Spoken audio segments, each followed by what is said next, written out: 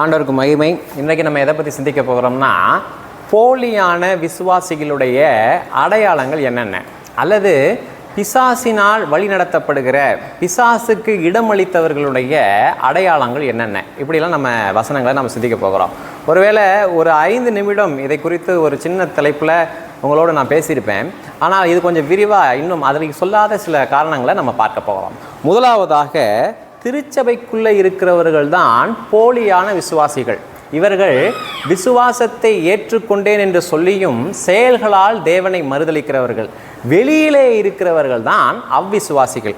இப்போ உங்களுடைய புரிதலுக்காக 1 கொரிந்தியரின் புஸ்தகம் 14வது அதிகாரம் 37, 38 நம்ம வாசிச்சோம்னா, இதன் பின்னணியம் என்ன அப்படின்னா, பவுல் எழுதுகிற வார்த்தைகளை அந்த கொரிந்து சபையில் இருக்கிற மக்கள் ஏற்றுக்கொள்ளவில்லை.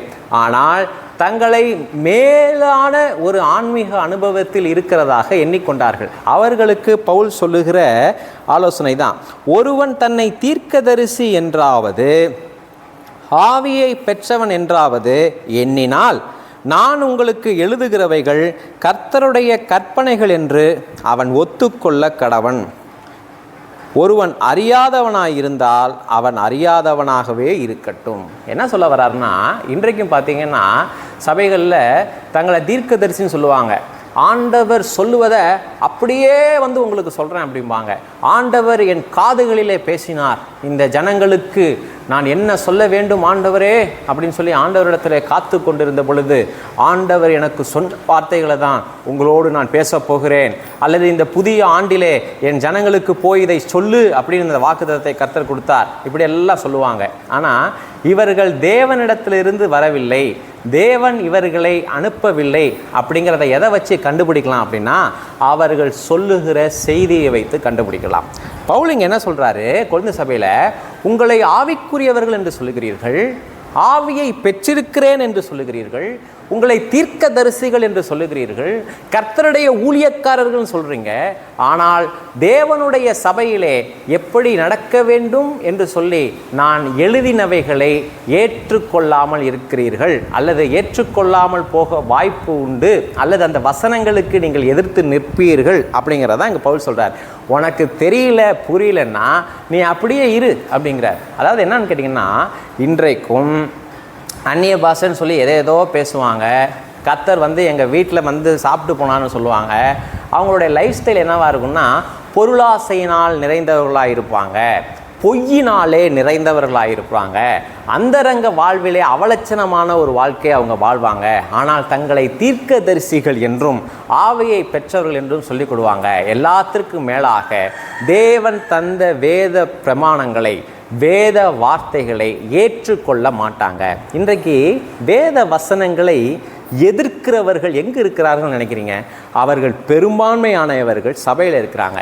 இந்த வேத வசனத்தை புரட்டுகிறவர்கள், இந்த வேத வசனத்தின் அதிகாரத்தை மறுதளிக்கிறவர்கள் எங்கே இருக்கிறாங்கன்னு நினைக்கிறீங்க? எல்லா பிரசங்க மேடைகளிலும் ஞாயிற்றுக்கிழமை நின்று கொண்டு இருக்கிறார்கள். நான் எல்லாரையும் சொல்லலை, ஆனால் பெரும்பான்மை இப்படி தான் நடக்குது. அப்போ வேதமே இறுதியான அதிகாரம் உள்ளது அப்படிங்கிறத ஒத்துக்கொள்ளாத எந்த மனிதனும் அவன் பிசாசின் பிள்ளையே, அவன் தேவனால் வழி நடத்தப்படாதவனே அப்படின்னு சொல்லி நம்ம தீர்க்க முடியும். கவனிங்க, இன்றைக்கு ஞாயிற்றுக்கிழமை நான் இன்றைக்கு கேட்டது கர்த்தருடைய வார்த்தை தானா அப்படிங்கிறத எதை வச்சு கண்டுபிடிக்கலாம்னா, வேதத்திற்கு உட்பட்டு அந்த பிரசங்கியார் பேசியிருப்பார். அது வேதத்திலிருந்து இல்லாமல் கர்த்தர் எனக்கு இப்படி தான் வெளிப்படுத்தினார் அப்படின்னு வேதத்திற்கு புறம்பாக ஒன்று பேசினார்னா அவர் பிசாசால் வழிநடத்தப்படுகிறார். அப்போ இது முதல் அடையாளம். இரண்டாவதாக, ஒரு பாடு வரும் பொழுது உண்மையான கிறிஸ்தவன் ஆண்டவரை நெருங்கி சேருவான். ஆண்டவரை விட்டு அந்த பாடு அவனை பிரிக்காது. அதனால தான் பவுல் சொல்லுகிறார், உபத்திரவமோ வியாகுலமோ துன்பமோ பசியோ நிர்வாணமோ பட்டயமோ நாசம் மோசமோ நான் கர்த்தராகிய இயேசு கிறிஸ்துவை விட்டு, அவருடைய அன்பை விட்டு என்னை பிரிக்காது என்று நிச்சயத்திருக்கிறேன் அப்படிங்கிறான். அப்போ வெறும் உபத்திரம் வர்றதுனாலே ஒரு கிறிஸ்தவன் தேவனை விட்டு போக மாட்டான், மாறாக நெருங்கி சேருவான். அப்படின்னா பிசாசின் பிள்ளை உபத்திரம் வந்தால் தேவனை விட்டுட்டு போயிடுவாங்க, அதுதான் பிரதர் நீங்கள் சொல்ல வரீங்க அப்படின்னா கிடையாது. மாறாக அவர்கள் நன்மையினால் திருப்தியாக இருக்கும் பொழுது தேவனை மறந்து போவார்கள். போலியான மனம் திரும்பாத விசுவாசிகளுடைய, பிசாசினால் வழிநடத்தப்படுகிற மனிதர்களுடைய இரண்டாவது அடையாளம், இவர்கள் எப்பொழுதெல்லாம் நன்மையினாலே உலக காரியங்களால் திருப்தியாக இருக்கிறாங்களோ அப்போ தேவனை மறந்து போவாங்க. உங்களுக்கு வாசிக்கிறேன், எத்தனை ரெஃபரன்ஸ் இருக்குது பாருங்கள் பைபிளில். சங்கீதங்களின் புஸ்தகம் 78வது அதிகாரம் 11வது வசனத்தில், அவருடைய செயல்களையும் அவர் தங்களுக்கு காண்பித்த அதிசயங்களையும் மறந்தார்கள். இது யாரு? அவிசுவாசிகளான இஸ்ரவேல் கூட்டத்தாரை பார்த்து. சங்கீதங்களின் புஸ்தகம் 106:22, தங்கள் இரட்சகரான தேவனை மறந்தார்கள். சங்கீதங்களின் புஸ்தகம் 106:13, ஆனாலும் சீக்கிரமாய் அவருடைய கிரியையை மறந்தார்கள், அவருடைய ஆலோசனைக்கு அவர்கள் காத்திராமல் என்று சொல்லி. இதற்கெல்லாம் முத்தாய்ப்பாக ஓசியா தீர்க்கதரிசன புஸ்தகம் 13வது அதிகாரம் 6வது வசனத்தில், தங்களுக்கு இருந்த வறட்சியினால் அல்ல, தங்களுக்கு இருந்த மேய்ச்சலினால் திருப்தியானார்கள், திருப்தியான பின்பு அவர்கள் இருதயம் மேட்டிமையாயிற்று, அதனால் என்னை மறந்தார்கள். அப்போ மேய்ச்சலில் திருப்தி ஆயிட்டாங்களாம், திருப்தியானதுனாலே மேட்டிமை அடைஞ்சிட்டாங்களாம். நம்ம இந்த வேலை நான் பார்த்தது, இந்த வீட்டை நான் கட்டினது, இதெல்லாம் பாருங்கள் திறமையாக செஞ்சிட்டேன், இந்த செல்வங்களெல்லாம் நான் சேகரித்தது. அப்போ திருப்தியாக இருக்கும் பொழுது அவர்கள் பெருமையினாலே தேவனை மறந்தார்கள் என்று சொல்லி நம்ம இங்கே வாசிக்கிறோம். அப்போ பிசாசினால் வழிநடத்தப்படுகிற ஒரு மனிதனுடைய அடையாளம் என்ன, போலியான விசுவாசியினுடைய அடையாளம் என்ன அப்படின்னா, அவன் திருப்தியாக இருக்கும் பொழுது தேவனை தேட மாட்டான், தேவனை மறந்து போவான். அதுதான் திருப்தியாக இருக்கும் பொழுது நாம் கடவுளை தேடுகிறோமா அப்படிங்கிறது தான் நம்ம யாருங்கிறது அடையாளம். ஒருவேளை நான் ஒரு நோயுற்ற பொழுது, உடம்பு சரியாத பொழுது மருத்துவரை பார்க்க போகிறேன். அப்போ எனக்கு நோய் குணமாக பொழுது மறுபடியும் அந்த மருத்துவரை பார்க்க வேண்டிய அவசியம் எனக்கு இருக்கா? கிடையாது. தேவை இருக்கா? கிடையாது. மறுபடியும் அந்த மருத்துவரை எப்போ போய் பார்ப்பேன்? எனக்கு நோய் வரும் பொழுது. அப்போ வெறும் சுகம் தருகிறவராய் பரிகாரியாக மட்டுமே இன்றைக்கு இயேசு கிறிஸ்துவை ஏற்றுக்கொண்ட ஒரு கூட்டம், அவர்கள் நல்லா இருக்கும் பொழுது அவர்கிட்ட வரணும்னு எந்த அவசியமே இல்லையே. அப்போ யார் தான் அவர்கிட்ட எப்பொழுதுமே வர முடியும் திருப்தியாக இருக்கும் பொழுதும் அப்படின்னா, அது தேவனை அப்பா பிதாவே என்று கூப்பிட பண்ணுகிற ஆவியை பெற்றவர்கள் மாத்திரமே. கவனிங்க, ரோமருக்கு எழுதின நிருபம் 1வது அதிகாரம் 25வது வசனத்தில் 3வது அடையாளம் என்ன தெரியுமா?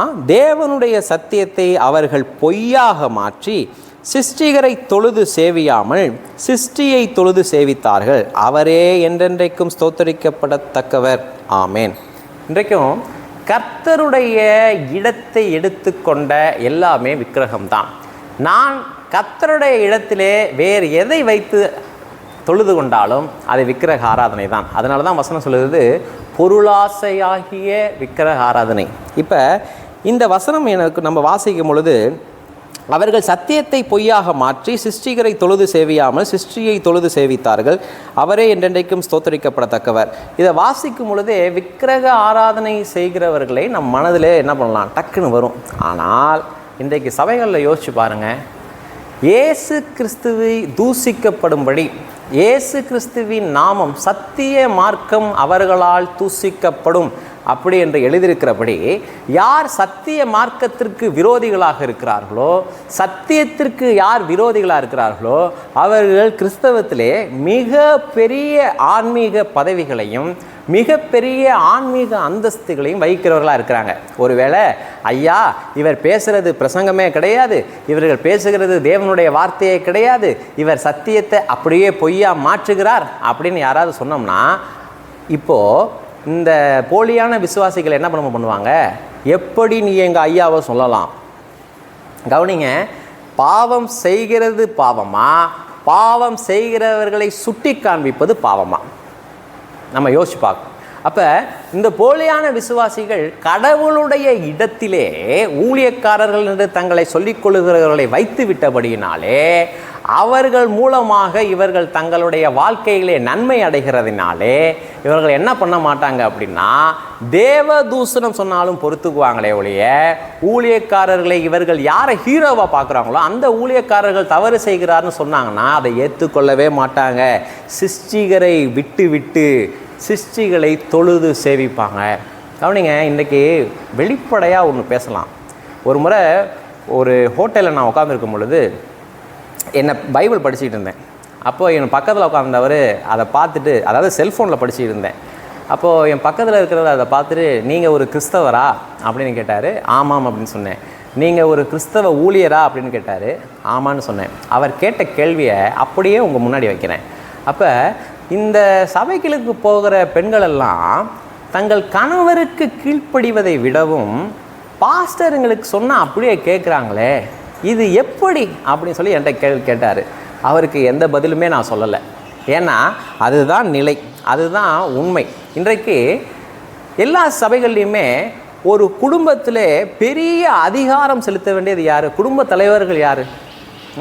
ஆனால் இன்றைக்கி பாஸ்டருங்க ஆன்மீக அதிகாரம் அப்படிங்கிற பெயரிலே இன்றைக்கு குடும்பங்களுக்குள்ளாக அத்துமீறி நடக்கிறாங்களா இல்லையா? அதுக்கு காரணம் என்ன?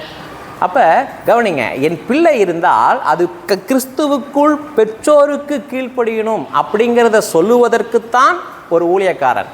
மனைவி இருந்தால் மனைவி கணவனிடத்தில் பயபக்தியாக இருக்க கடவன் அப்படின்னு சொல்லுவதற்குத்தான் ஒரு ஊழியக்காரன். அப்போ புத்திமதிகளை சொல்வதற்குத்தான் ஊழியக்காரன். கணவருக்கு கீழ்ப்படிங்கன்னு சொல்கிறது தான் ஊழியக்காரனோட விடவும் நம்ம எப்படி எடுத்துக்கக்கூடாதுன்னா நம்முடைய வரையறையை புரிஞ்சுக்கணும். அப்போ உலகம் நம்மை பார்த்து கொண்டு இருக்கிறது. அப்போ அவங்க கேட்குறாங்க. அப்போ நம்ம யோசித்து பார்ப்போம், நம்மை ஆளுகை செய்கிற இடத்துல யார் இருக்கிறார்? அப்போ ஆன்மீக அதிகாரம் அப்படிங்கிற பேரில் நம்ம ஒருத்தரை ஆளுகை செய்யணும் அப்படின்னா சத்தியத்தின் மூலமாக தான் அதை செய்யணும். அப்போ நம்ம யோசித்து பார்ப்போம், இங்கே வருவோம். பொய்யான விசுவாசிகளுடைய போலியான விசுவாசிகளுடைய அடையாளம் என்னென்னா, தேவனுடைய சத்தியத்தை அவர்கள் பொய்யாக மாற்றுவார்கள். இன்னொரு கூட்டம் என்ன பண்ணுவோம் கேட்டிங்கன்னா, சிருஷ்டிகரை தொழுது சேவியாமல் சிருஷ்டியை தொழுது சேவிப்பாங்க. நான்காவது அடையாளம் 2 தெசலோனிக்கரின் புஸ்தகம் 2வது அதிகாரம் 10வது வசனத்தில், கெட்டுப்போகிறவர்களுக்குள்ளே அநீதியினால் உண்டாகும் சகலவித வஞ்சகத்தோடும் இருக்கும், இரட்சிக்கப்படத்தக்கதாய் சத்தியத்தின் மேல் உள்ள அன்பை அவர்கள் அங்கீகரியாமல் போனபடியால் அப்படி நடக்கும். கவனிங்க, ஒரு மனிதன் சத்தியத்துக்கு எக்ஸ்போஸ் ஆகும் பொழுது, சத்தியத்தை கேள்விப்படும் பொழுது சத்தியத்தை நேசிக்க வேண்டும் என்று சொல்லி இந்த வேத பகுதி சொல்கிறது. அப்போ சத்தியத்தை யார் தெரியுமா விசுவாசிப்பாங்க? சத்தியத்தை நேசிக்கிறவர்கள். அப்போ சத்தியத்தை நேசித்தால்தான் சத்தியத்தை விசுவாசிக்க முடியும். சத்தியத்தை நேசித்தால்தான் சத்தியத்தை அங்கீகாரம் பண்ண முடியும். அப்போ சத்தியத்தை அன்பு செய்யாமல் சத்தியத்தை அங்கீகாரம் செய்யாமல் இருந்தோம் என்று சொன்னால் அதன் விளைவு என்ன தெரியுமா? நாம் கெட்டு போவோம். அநீதியினால் உண்டாகும் சகலவித வஞ்சகமும் நமக்குள்ளாக வரும். 2 தெசலோனிக்கர் புஸ்தகம் 2வது அதிகாரம் 11வது வசனத்திலே, ஆகையால் சத்தியத்தை விசுவாசியாமல் அநீதியில் பிரியப்படுகிற யாவரும் ஆக்கினைக்குள்ளாகும்படி. கவனிங்க, 2 விஷயத்தை தான் ஒரு மனிதன் பண்ண முடியும். ஒன்று, அவன் சத்தியத்தை நேசிக்க வேண்டும், அல்லது அவன் அநீதியை நேசிக்க வேண்டும். சத்தியத்தை நேசிக்கப்படும் பொழுது அவன் நலமடைவான். அநீதியை பிரியப்படும் பொழுது அவன் கெட்டு போவான். அப்போ கெட்டு போகிறவர்களுடைய அடையாளம் என்ன தெரியுமா? அவர்கள் சத்தியத்தை அங்கீகரிக்க மாட்டாங்க, சத்தியத்தை நேசிக்க மாட்டாங்க. இன்றைக்கு ஊழியக்காரர்களை நேசிக்கிறார்கள் அப்படின்னா எந்த அடிப்படையில்? சத்தியத்தை நேசிக்கிறவர்கள் சத்தியத்தை சொல்லுகிற ஊழியர்களை நேசிப்பாங்க. அது ஒன்று தான் இருக்கணும். அப்போ சத்தியத்தின்படியே உன்னை நேசித்தேன் என்று சொல்லி 3 யோவானில் நம்ம வாசிக்கிறோம். அப்போ இன்றைக்கு தன்னுடைய சொந்த ஜாதிக்காரன் அப்படிங்கிறதுனால அந்த ஊழியக்காரனை நேசிப்பாங்க. இல்லை வேறு ஊர், அதாவது ஒரே ஊர் அப்படிங்கிறனால வேறு காரணங்களால இன்றைக்கி ஊழியர்களை நேசிக்கிறாங்க. அப்போ நம்ம யோசிக்கணும், சத்தியத்தை நேசிக்கிறதுனாலே சத்தியத்தை சொல்லுகிற ஊழியக்காரர்கள் நேசிக்கலாம். அப்போ சத்தியத்தை வெறுத்து விட்ட ஒரு மனிதன் அவன் ஊழியக்காரனை நேசிக்கிறான் அப்படின்னா அந்த நேசம் தேவனிடத்திலிருந்து வந்தது கிடையாது. சத்தியத்திற்கு எதிர்த்து நிற்கிற ஒரு மனிதன் ஒரு ஊழியக்காரனை நேசித்தான் அப்படின்னா அது தேவனிடத்தில் வந்ததே கிடையாது. அதே போல் சத்தியத்தை அவமதிக்கிற, சத்தியத்தை அங்கீகரிக்காத ஒரு மனிதன் நான் விசுவாசிகளை நேசிக்கிறேன், சபையை நேசிக்கிறேன் அப்படின்னு ஒரு ஊழியக்காரன் சொன்னான்னா அதுவும் வேதபூர்வமானது கிடையாது. அப்போ பொய்யை விசுவாசிக்கத்தக்க கொடிய வஞ்சகத்தை தேவன் அவர்களுக்கு அனுப்புவார். 2 தெசலோனிக்கர் 2:12. அவர்கள் கொடுமையான வஞ்சகத்திலே அவங்க மாட்டிக்குவாங்க. இன்றைக்கும் சத்தியத்தை சொன்னோம்னா சிலர் என்னானாலும் சரி அவங்களுக்கு புரியவே புரியாது, அதை ஏற்றுக்கவே மாட்டாங்க. காரணம் என்ன தெரியுமா? தேவன் அவர்களை விட்டு விட்டார் என்று சொல்லி அர்த்தம். இங்கே அனுப்புவார் அப்படிங்கிற வார்த்தைக்கு அனுமதித்தார் அப்படிங்கிறது அர்த்தம். அப்போ அடுத்த நம்ம அடையாளத்துக்கு போவோமா? ரோமருக்கு எழுதின நிருபம் 1வது அதிகாரம் 30வது வசனத்தில் பிசாசின் பிள்ளைகளுடைய அடையாளம் என்ன அப்படின்னு சொல்லப்பட்டிருக்கு. நீங்கள் இந்த முழு அதிகாரத்தையும் வாசிக்கிறது நல்லது. புறம் கூறுகளொருளுமாய் அவதூறு பண்ணுகிறவர்களுமாய், தேவ பகைஞருமாய், நோட் த வேர்ட், தேவ பகைஞருமாய், துராகீதம் பண்ணுகிறவர்களுமாய், அகந்தை உள்ளவர்களுமாய், வீம்புக்காரருமாய், பொல்லாதவைகளை யோசித்து பிணைக்கிறவர்களுமாய், பெற்றாருக்கு கீழ்ப்படியாதவர்களுமாய், தேவ பகைஞருமாய். தேவனை நேசிக்காத ஒரு மனிதன் அவன் அப்படியே இருந்து விட முடியாது. அவன் தேவனை பகைக்கிறான் என்று சொல்லி அர்த்தம். ரெண்டே எடுத்தான். ஒன்று, அவன் தேவனை நேசிக்க வேண்டும், இல்லை பகைக்க வேண்டும். பிசாசின் பிள்ளைகளுடைய மிகப்பெரிய அடையாளம் என்ன? அவர்கள் எனக்கு இயேசு கிறிஸ்து நான் நேசிக்கலை அப்படின்னு சொல்லும் பொழுதே அவன் இயேசு கிறிஸ்துவை பகைக்கிறான்னு அர்த்தம். அதனால தான் பவுல் சபைக்கு எழுதுகிறார், இயேசு கிறிஸ்துவனிடத்திலே அன்பு கூறாதவன் எவனோ அவன் சபிக்கப்பட்டவன் என்று சொல்லி. இதை சபைக்கு எழுத வேண்டிய அவசியம் என்ன? அப்போ நம்ம யோசித்து பார்ப்போம். நான் தேவ பகைஞனாக இருப்பேன் என்று சொன்னால் சபைக்குள்ளேயே நான் இருந்தாலும் நான் யார் தான்? பிசாசினால் வழிநடத்தப்படுகிறவன். நான் ஒரு போலியான விசுவாசி தான். இது என்னுடைய அடையாளம். அடுத்தது, தேவ பகைஞருமாய் இருக்கிறவர்கள், அது அதோடு போகாது. இந்த கடைசியாக நான் சொன்னதையும் நீங்கள் சேர்த்து பார்க்கணும். சத்தியத்தை பிரியப்படுகிறவர்கள், சத்தியத்திலே பிரியப்படுகிறவர்கள், அது தேவனுடைய பிள்ளைகளுடைய அடையாளம். சத்தியத்தை அங்கீகரிக்காமல் போனவர்கள், சத்தியத்தை வெறுக்கிறவர்கள், சத்தியத்தை பொய்யினால் மாற்றுகிறவர்கள், அது யாருடைய அடையாளம்? பிசாசினுடைய அடையாளம், பிசாசின் பிள்ளைகளுடைய அடையாளம். ரெண்டாவதாக, சத்தியத்தை யார் வெறுக்கிறாங்களோ அவங்க தேவனை என்ன பண்ணுவாங்க? பகைப்பாங்க. மூன்றாவதாக ஒரு அடையாளத்தை சொல்கிறேன் பாருங்கள். 2 தீமோத்தேயுவின் புஸ்தகம் 3வது அதிகாரம் 3வது வசனத்தில், சுவாப அன்பில்லாதவர்களாயும், இணங்காதவர்களாயும், அவதூறு செய்கிறவர்களாயும், இச்சை அடக்கம் இல்லாதவர்களாயும், கொடுமை உள்ளவர்களாயும், நல்லோரை பகைக்கிறவர்களாயும். தேவனை பகைக்கிறவர்கள் தேவனுடைய பிள்ளைகளையும் பகைப்பார்கள். சத்தியத்தை பகைக்கிறவர்கள் தேவனையும் பகைப்பார்கள். இதுதான் நியமம். அப்போ இன்றைக்கு திருவசனத்தை சத்தியத்தோடு போதிக்கிற, சத்தியமாய் போதிக்கிற, கலப்பில்லாமல் போதிக்கிற அப்படிப்பட்ட நபர்களை யார் பகைப்பது அப்படின்னா RSS காரங்கள்ல, திருச்சபையின் பெரும்பாலானோர் அவர்களை பகைக்கிறாங்க. இன்றைக்கு யார் திருவசனத்தை துல்லியமாக போதிக்கிறார்களோ அவர்கள் மறுபடியுமாக சபைக்கு அழைக்கப்படுவதில்லை. அவர்களுக்கான வாய்ப்புகள் அடைக்கப்படுகிறது. காரணம் என்ன? அவர் பேசின சத்தியத்தினால் ஜனங்கள் காயப்படுகிறார்கள். ஜனங்கள் தங்களுடைய நிலைமையை அறிந்து குத்தப்படுகிறார்கள். மறுபடியும் அவர்கள் அந்த ஊழியக்காரத்திலும் சத்தியத்தை கேட்க ஆசை இல்லை அவங்களுக்கு. அப்போ சத்தியத்தை அவர்கள் பகைப்பதினாலே, சத்தியத்தை நேசிக்க முடியாதனாலே அந்த ஊழியக்காரனையும் பகைக்கிறார்கள். அந்த ஊழியக்காரனையும் அவர்களால் நேசிக்க முடியல. அப்போ நல்லோரை பகைக்கிறவர்களுமாய். கவனிங்க, நம்முடைய ஐக்கியம் யார்கிட்ட இருக்குது? காரணமே இல்லாமல் பரிசுத்தவான்களை பகைக்கிற ஒரு அடையாளம் எதுனா அவன் தான் பிசாசின் பிள்ளை, அவன் தான் பிசாசாவே இருக்கிறான்னு வச்சுங்களேன். அப்போ ஒரு போலியான விசுவாசனுடைய அடையாளம் என்ன தெரியுமா? அவன் காரணமே இல்லாமல் பரிசுத்தவான்களை பகைப்பான். அவனுக்கு வெளியில் ஏராளமான நண்பர்கள் இருப்பாங்க, ஆனால் திருச்சபை ஐக்கியத்தில் அவனுக்கு மீனிங்ஃபுல்லாகவே இருக்காது. அப்போ நம்ம யோசித்து பார்ப்போம், நான் பிசாசின் பிள்ளைகளாக இருக்கிறேனா அல்லது என்னை வழி நடத்துவது யார்? நான் போலியான விசுவாசியாக இருக்கிறேனா? அதெல்லாம் இந்த அடையாளங்களை கொண்டு நம்ம யோசித்து பார்ப்போம். கர்த்தர் உங்களை ஆசீர்வதிப்பார்.